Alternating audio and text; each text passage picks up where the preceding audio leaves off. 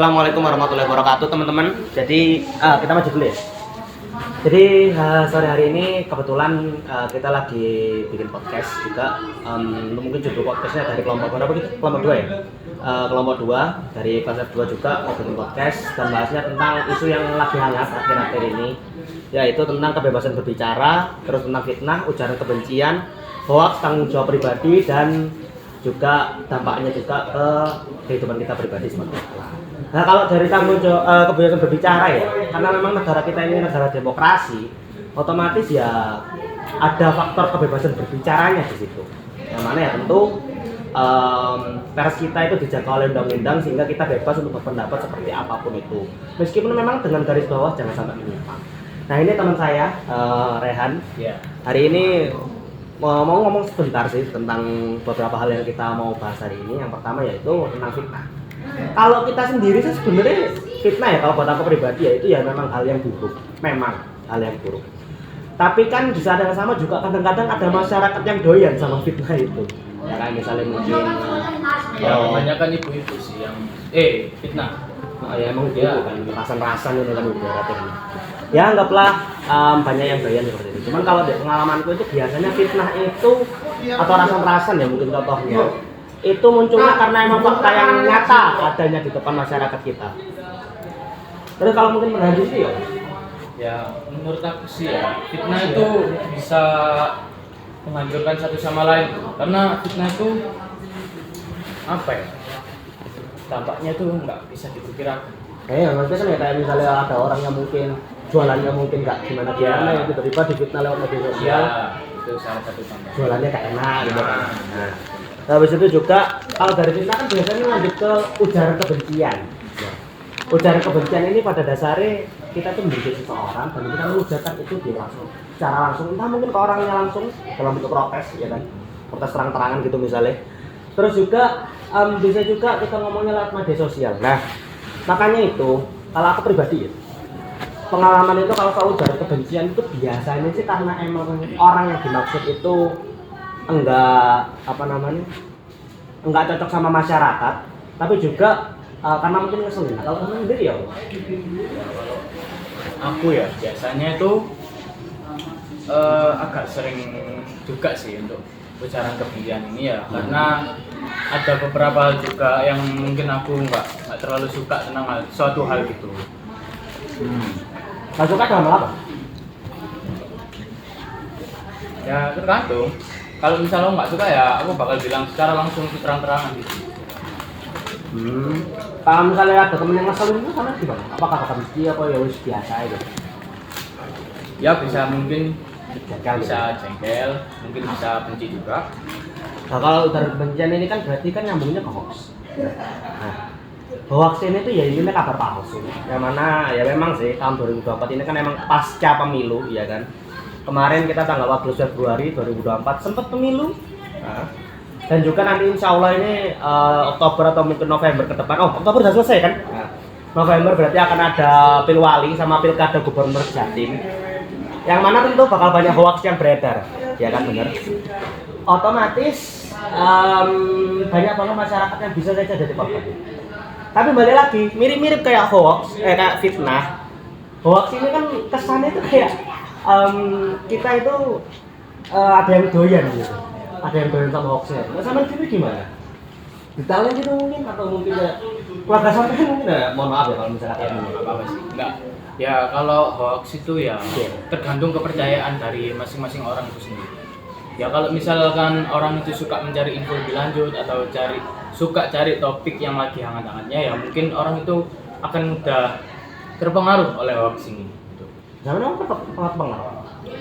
Enggak terlalu. Iya, saya nggak terlalu terpengaruh sih dengan adanya hoax yang hangat-hangat bisa. Kalau misalnya hoax LGBT itu misalnya sama ngikutin nggak? Masuk lanang mewah? Enggak terlalu. Saya nggak suka nonton gitu-gitu sama. Jadi sama masih stay di antara ya. Saya netral. Dan juga kalau ngomong hoax sama mungkin ujaran kebencian bisa nyambung jadi satu kan. Anggaplah kalau misalnya hoax itu dicampur dengan ujaran kebencian yang mungkin tidak mendasar. Hoaxnya udah tidak mendasar, ujaran kebenciannya apalagi double. Oke. Otomatis bakal dampaknya lebih besar banget. Nah, sama sendiri gimana pengalamannya? Kalau mungkin sampean, kalau aku lihat dari backgroundnya sampean ya, karena memang mungkin tinggal di kampung sama kayak saya, kan biasanya mungkin bakal banyak kayak serangan fajar gitu-gitu kan. Itu kan bisa masuknya ke hoax karena ya kita berbohong, bisa juga ujar kebencian karena biasanya kan orang yang ngasih uang itu sambil jelek-jelekin lawan paslonnya gitu ya. Ya itu apa ya?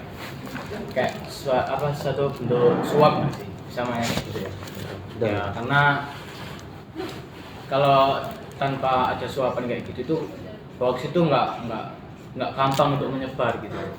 Ya enggak ibaratnya gedeni kan bensinnya ini ibarat tapi kagak bensinnya gitu. Karena habis itu aman pernah nggak dapat misalnya ujaran kebencian dari orang lain gitu. Kalau tadi kan aku tanya Saman pernah jengkel ke orang atau benci ke orang apa enggak gitu. Saman pernah mau bisa ceritain gitu gimana? Ya mungkin ya saya mungkin nggak tahu ya, tapi pastinya ada lah orang yang mungkin nggak suka sama saya terus bikin hoax tentang saya terus kayak ngefitnah saya juga. Ngalamin nggak dampaknya gitu kan, misalnya tiba-tiba sampai kasih mengi guru itu misalnya? Kalau sejauh ini sih enggak ya, belum lebih tepatnya Belum kejadian apa belum sampai ngerasain? belum saya rasain. Tapi paling udah kejadian? Iya.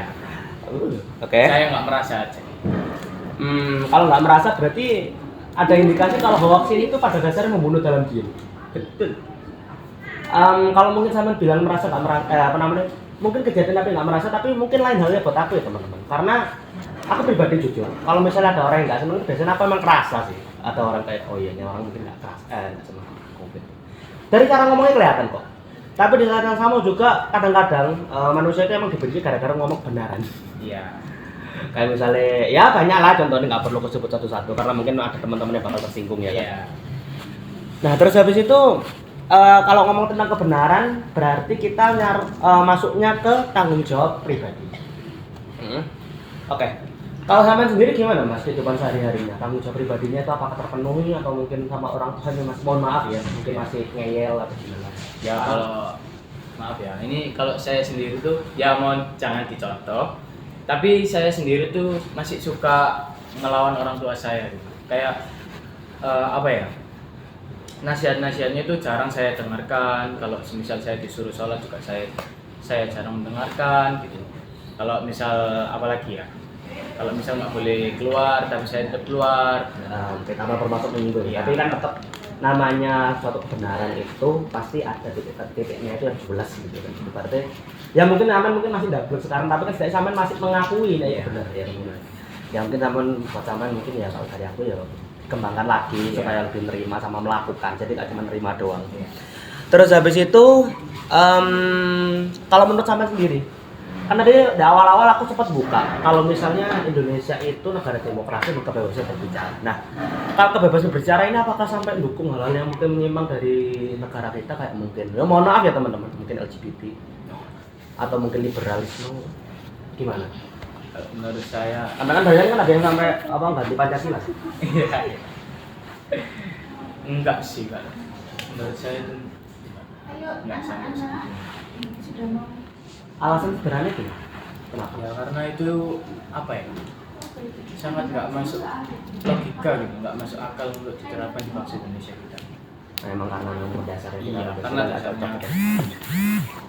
Baik, terus habis itu kalau menurut sendiri gimana ke depannya untuk tanggung jawab pribadi ini enaknya gimana? Kalau untuk aku pribadi, dan ini aku sebutin nanti akhir-akhir.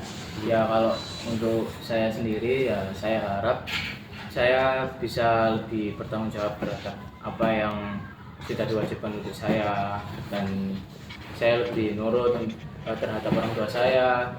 Okay. Kalau mungkin ada apa tuh pribadi ya teman-teman saya pribadi, kalau nanti dari Bang Rehan ini kita ngomongnya itu tentang kita ngomongnya beliau masnya ini bilangnya kalau untuk pribadinya ya. Kalau mungkin untuk teman-teman, mungkin untuk kelompok-kelompok yang lain juga bisa katakan kalau tanggung jawab pribadi itu harus kita mulai dari diri kita sendiri. Juga kita ajak orang lain untuk melakukan hal yang sama supaya tetap dalam perdamaian harmonis Bhinneka Tunggal Ika. Terima kasih dan sekian ya, terima kasih untuk podcast hari ini. Wassalamualaikum warahmatullahi wabarakatuh.